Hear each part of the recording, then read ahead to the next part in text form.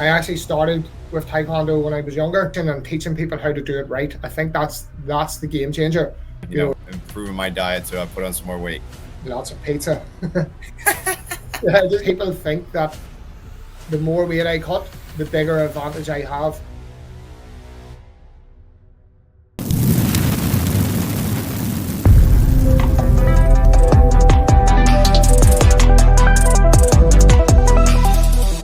All right, guys, this is Crazy Kev here, and I'm here with Yannick Magee. Yannick, how are we doing? Good, man. Good, yeah. Good to see you. All right. So, Yannick, talk to us a little bit more about yourself and kind of what you do, man. Yeah, so where do you start? Right, so like pretty much I'm you would call it a combat sports nutritionist. So working with fighters, helping them with their performance, helping them with their weight cuts and their diets basically outside of fights. So yeah, pretty much working with a lot of fighters online and in person. So yeah, that's my full-time job. On the side of that, then I do a bit of Muay Thai, do a bit of MMA and Jiu-Jitsu and stuff as well, just as a hobby. And yeah, that's pretty much the height of it. Yeah, that's awesome. So talk to us a little bit more about some of the athletes you worked with, and also a little bit more of the behind the scenes about what you kind of do with weight cutting as well. Yeah, so I've worked with a large number of athletes at this stage. You know, I'm doing this a long time. Part-time, probably about, I'm going to say near 11 years. And then full-time now this past maybe two years. So hundreds and hundreds of athletes at this stage, guys in the UFC, guys, you know, Bellator, PFL, Thai boxing. So a range of athletes, the whole way from MMA, boxing, Thai boxing, Jiu-Jitsu. So, you know, so many different people. Yeah, so just a lot of different people, professionals, amateurs, even people that sort of are hobbyists as well. So a broad range of different clients I've worked with. So the second part of the question, sorry, what was it? Just to go into it a wee bit more. Just basically, what athletes did you work with, and then kind of like talk to us a little bit more about like the behind the scenes about like weight cutting, what you should kind of eat, all that kind of stuff.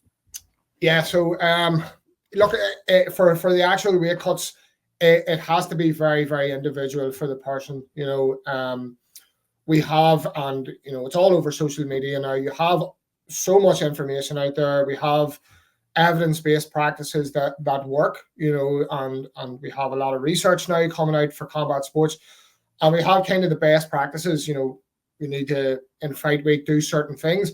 So say for talk's sake, it's a UFC event, it's a Bellator, it's a MMA or Thai boxing or boxing professional, and it's a day before weigh-in. So we know if we're trying to lose weight in that week, you know, doing an acute weight cut strategy, we have to focus on what's happening before we come to that week, because what we do in the lead up to the actual fight week matters in terms of like how we diet, how hard we diet, you know, how much carbohydrates we have, how much fiber, all of these sorts of things. So the lead up to the fight week matters as well. But what we do in the fight week, you know, we look at things like reducing your carbohydrates, that pulls in your glycogen stores, so it gets a bit of weight off there, a bit of water weight as well. We look at things like the water load that a lot of fighters are doing, reducing your fiber intake, reducing your gut residue, reducing your sodium and things like that. So we have all these principles, but how you actually approach that needs to be very individualized to the person, if that makes sense. Yes. So, you know, everybody's different. Every situation's different, how much they need to cut, what they can actually handle. You know, so you have to really, really tailor it to the situation, to the person, what they're accustomed to and what they can kind of handle as well. So yeah, hopefully that answers your question. Yeah, no, 100%. And talk to us a little bit more about kind of how you find the best kind of foods to eat. Like, where should you kind of go to buy that kind of stuff at? Yeah, so again, look, this comes down to it comes down to being very individual to the person as well. You know, at the minute I'm working with about I have about 60 people on, and everybody has their own likes, their own dislikes, you know, foods that they can tolerate, maybe foods that they have allergies to, things like that. You know, again, if we apply those principles, you know, if we apply the right principles to the weight cut itself, the food choices need to be kind of individual to the person's likes and dislikes and what they can handle.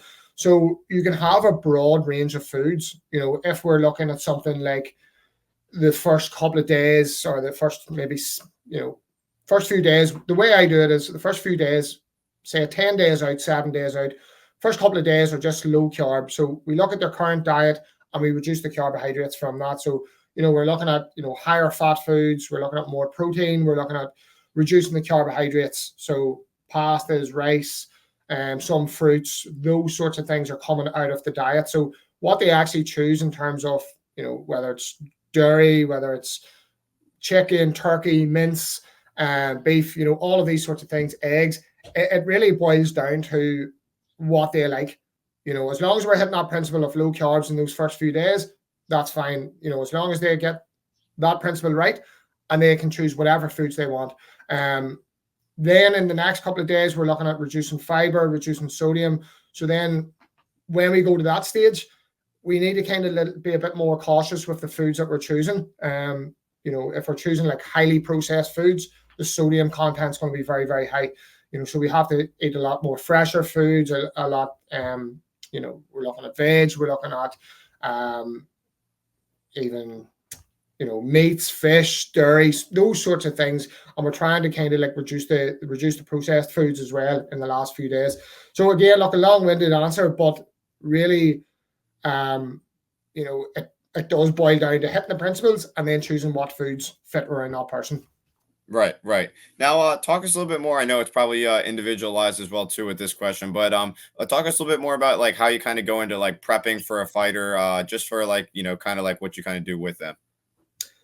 Yeah, so generally the way I kind of work it is I prefer people to come to me with a bit of time. You know, you're going to get people that are like, I have a fight in, you know, 3 weeks and I need to lose X amount of kilograms or pounds in this 3 weeks, and it's going to be a big push. That's not an ideal situation. If they have to do that, they have to take the fight. It's a short notice fight, or it's a big opportunity, and it's going to be a hard weight cut. You have to kind of deal with it the way it is. But for me personally, I prefer to give it 12 weeks, you know, start gradually changing their habits, start looking at improving their diet. Then what we do is like my main focus is, it's not only just getting the weight down. One of my main focuses is improving their performance. You know, if we can get them showing up to training and smashing all their training sessions whilst we're getting the weight coming down, that's an ideal situation. So the way I kind of work it is, you know, we plan out, we've got 12 weeks or whatever we have, the length of time, plan out how much weight do we need to lose. We look at how many calories, what their macronutrient targets are, the protein, the carbs, their fats, things like that, what they kind of have to play with. We map out how much weight do we need to lose week on week to get us to a sensible week out weight. So ideally for a day before weighing, 68% above their actual weight, max maybe in around 10, depending on their history. Some people can do higher, some people can't tolerate it and they need to do a lower cut. So we map it all out. We see like, right, where do we need to be? What do we need to lose week on week? We work out their targets off that. We look at their training timetable. What kind of training are they going to be doing? And how do we fuel those sessions properly? What kinds of foods should they be eating? What amounts of foods? What the timing of the foods are? And then we build out the diet to match all of that. And then what I do as well, like I find if I just give somebody a diet plan as such, a lot of the time people won't stick to it. You know, you have to kind of work and coach them and help them. It's like me trying to just tell somebody, write down how to fight on a bit of paper and just giving it to them. You know, it's not going to work. So they need to kind of be taught and you need to be coached as they're going. So yeah, there's a long process to it. But for me personally, I prefer to get a longer period of time. So there's less stress on the person. There's less stress on the body. We can cut weight sensibly. We can fuel them. We can, you know, give them enough calories, enough fuel so that they can perform at their best and drop weight. So yeah, there's a lot to it. Yeah, no, there definitely is. And it definitely sounds like an awesome kind of experience what you kind of have. And with that being said, you know, speaking a little bit more about stress, what was maybe the most stressful situation you were kind of in with a fighter? Yeah, so the one springs to mind straight away, but I don't want to go into too much details about it because obviously it's, you know, it's certain fighter situation that happened. If he's watching, he'll know who he is, and you know we're still very, very close. But what we just basically, it was one of those coming in at a too high of a weight for the weight class. Starting 8 weeks out at 90 kilos or 92.5 kilos, and to fight at lightweight, so 70.8 in 8 weeks. So, it wasn't an ideal situation. The fight had to be taken under contract, needed to take the fight. So it was like a really, really, really harsh diet, really strict, super low calories, very stressful for him. Had to train very hard. Again, didn't have all those things in there that we need. Lots of calories, lots of fiber, lots of carbohydrates, all of the stuff that we need to pull on in that final week. It just wasn't there. And when it came to the weight cut, it was just so hard in the body, and there was so much more reliance on a water cut rather than on the actual strategies that we can take the weight off. So it was just a lot of focus on the water cut, and it just was too much for him, and unfortunately he didn't make the weight. And it was just the situation. It just was one of those situations where I probably should have said no and not went along with it. And it was if you think cyborg in a bath kind of thing, crying, just people not fit to walk, that sort of situation. So along the lines of that, really, really, really tough, a very, very, very hard weight cut. We went to a very dark place, got very close to the weight, but it made me reflect on it, and going forward in the future, if there's ever a situation like that again, I would say no. We need to learn how to turn people down sometimes. Right. Now, have you happened to do that recently, or just at all, like turn a fighter down when they kind of reach out to you? Not so much. Not lately. No, we haven't got it yet. No. Since then. So, but it's always in the back of my mind now that I've been scarred from that situation. I actually come home from the weight cut and was contemplating my life, and was actually for changing a career as well. So it was pretty dark. Like the guy passed out a few times, didn't know where he was, stuff like that. Just really a situation that you don't want anybody to go in, and a situation that I always preach against. It shouldn't be like that. But because of the amount of weight that he had to cut this short period of time, and I kind of, not that I felt pressured into helping him, it was more like, he's going to do it with or without me, so I need to try and help him as much as I can. Whereas I just sort of just said, no, look, we're not doing it. So lucky enough, there's been nobody crazy come back to me just yet with a cut like that. Yeah. Well, that's good. That's definitely good. So I'm curious, what do you think is better? Do you like the one championship, like the hydration system, or do you like how the UFC kind of does their weight cutting system, like how they kind of do it with their weight classes? Yeah, so like the one championship weight cutting, it's a step in the right direction. I understand. Like I see what they're trying to do. They're trying to discourage people doing excessive weight cuts, but if anything, it's potentially made it worse. People are still cutting weight, but what they're doing now is they're cutting more weight. So say for talk's sake, they have just give a generic number. They're 72 kilos and they need to get to 70. I know you go in pounds, but it's easier for me in kilos. So they've 2 kilos to cut, what's in around 4 pounds. What they'll do in one, to ensure that they're passing the hydration test, they'll drink a lot of fluid and hold it in the bladder so they'll pass the hydration test, but then they'll cut more weight, if that makes sense. So the fluid will come from elsewhere, but they'll hold fluid in their bladder. So rather than just cutting 2 kilos, because they have to pass that hydration test, they'll now cut 4 kilos, which is a lot harder. It's twice the amount. And they'll do that while holding a lot of fluid and trying to stop themselves from going for a piss. Sitting in a sauna is shit enough as it is, but sitting in a sauna when your bladder's full and you're busting for a piss is pretty hard. So, it's the one championship. It's a step in the right direction, but there's a lot of people still pushing the boundaries. There's a lot of people doing really, really hard weight cuts. But there's people that are doing it right. Like a good friend of mine who I would speak to all the time, Pete, Condition Nutrition. He he's developed a system that works very, very well. For one, it's a lot safer. The guys are making weight and they're doing it very well. But there's a lot of other people are putting themselves in dangerous situations. So for me personally, I like the way one are trying to change things, but it's not really changing it as such. People found a way around it, and they're still pushing the boundaries. The UFC, people are still cutting, but I think what the UFC are doing with the likes of the UFC PI and educating people and supporting them and being there, at the events and prepping the food, making the recovery stuff, giving guidelines. That's next level. That's where I think a lot of organizations should head towards. That similar sort of approach. Oh yeah. Yeah, no, definitely. I definitely agree with you there. And with that being said, too, when it comes to the UFC, do you think they should maybe add more weight classes, or do you kind of think it's good where they're at? Just maybe the fighters should just kind of manage their weight a little bit better when it comes to these weight classes. Yeah, a bit of both.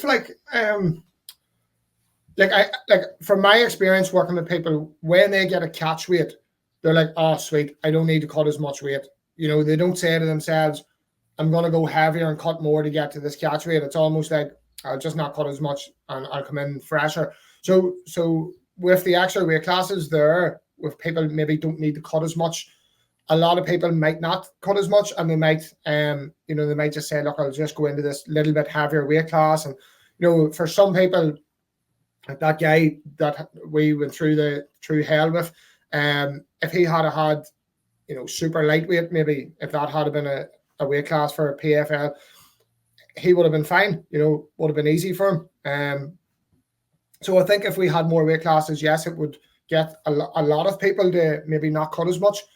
But then on the flip side of that, people think that the more weight I cut, the bigger advantage I have, and everybody's always going to look for that advantage. If they think, well, now I need to make super lightweight, well, I'll just put on more weight and I'll cut more and I'll be heavier at that weight class, so you will get a lot of people will try and maybe wise up a little bit, but you're still always going to get people who are going to look for that sort of perceived advantage and push the limits and cut weight. I think where it comes from is like education and teaching people how to do it right. I think that's the game changer. If people know that they don't need to just sit in a sauna. If I talk to people and I'm like, "We're going to do this, this, and this," they're like, "I didn't even know about that. I just thought I needed to diet really hard, eat as little calories as possible, and sit in a sauna." That's their approach to cutting weight. But if you educate them on how to do things properly, it can make a big, big difference. And I think that's the key to changing it is education. That definitely makes sense. And speaking of education, so quick background on me. So I'm about 130 pounds. If I was to try and start eating better and try to put on more weight, what would be some advice that you have for me to just maybe start, improving my diet so I put on some more weight? Lots of pizza. Yeah, just get fat. Yeah, there you go. No, weights, like lifting weights. Yeah, it's going to be the first thing. If people are trying to put on weight, I've had fighters come to me and they're like, "I need to bulk up. I need to get bigger for whatever. I'm going to move up a weight class, but I need to get bigger." And I'm like, "Are you doing any weights?" And they're like, "No, I'm just MMA, conditioning, all this." You're not going to grow muscle unless you do, hypertrophy training, or, you need a hypertrophy training. You need to lift weights to grow muscle. That's the key. And then the nutrition supports that. So, first off, getting a good weights routine, that's gonna be the key. And then supporting that with your nutrition, whether you're in a bit of a surplus, more calories than what you're expending, plenty of protein, regular feedings of protein throughout the day, high quality protein, enough carbohydrates to support your training, support recovery, and good healthy fats within the diet. That's like a really, really simple way of looking at it. But weights, calorie surplus, plenty of protein, regular feedings throughout the day of protein, and just good quality food as well. It's going to really, really help. Like that's the main things that you need to focus on. You can go into a lot more sort of nuances, but I think for gaining muscle, you need a good training program first, and then those couple of things, and you should gain plenty of muscle. Or just take steroids. Just take it'll be sweet. Skip all that. Just take steroids. There you go. There you Yeah. go. No. Yannick, one thing I wanted to ask you as well too. One thing is, I'm a Taekwondo instructor. I've been teaching for 6 years, training for 19 years. So I just kind of love what I do. And with that being said, with all the guys I have in my gym, what advice do you give to them to keep on coming into the gym and to keep on getting better and better every day? Yeah. So for me, it's just love. You need to love what you're doing. You need to enjoy it. I've been training now myself as well a long time. I actually started with Taekwondo when I was younger and did it for like 5 years. Done a little bit of karate as well, and then had a break from it. But it was always in there. It was always something I wanted to get back to. Got into Wing Chun Kung Fu, Thai boxing, MMA, Jiu Jitsu, all of that. And I think like if you're just passionate about it, you're just always going to keep coming back. Oh yeah. It's just, for me, it's the sort of thing I get excited to go to training. Like I'm 41 now. I still go sparring. I'm doing jiu-jitsu back at jiu-jitsu now after a bit of a break from it. Yeah, it's just if you have that buzz for it and you have that excitement for it, you're just going to keep going and just show up all the time. Just it's not like one of those things that show up, when you don't want to be there kind of thing. I think you need to want to be there. If I say to myself, I need to go for a run or I need to go and lift weights in the gym, I'm like, oh shit, can't be fucked. Can't be harsh doing it. But if I'm like, oh, I get to go sparring or get to go rolling or whatever, it's just, you have to have that kind of love for it. And I think that's what will keep people coming back over and over again. Absolutely. No, I definitely think that's a solid message. And yeah, speaking of messages, man, it's been awesome talking to you. What's maybe your final message out there for the fans watching this video? I suppose, look, if anybody's out there and they're watching this and they feel that they need some help with their nutrition, feel free to hit me up on Instagram. The joy of what I do is I can do it remotely. So I've clients in Dubai, Australia, all over the world. So yeah, listen, if anybody sort of wants to know a little bit more or wants a bit of help, feel free to reach out. And even if they don't want to sign up, if they feel that they need to ask questions or they want help, I'm always open to helping people for free. So yeah, if anybody's got any questions, just fire them over. Oh yeah. No, that's definitely awesome. And yeah, I definitely think I'll be trying to ask you some questions as well too. Thank you so much for taking some time. It means a lot to me. And yeah, we're looking forward to what's next with you. Thank you so much. Thank you. Good talking to you. Yeah, man.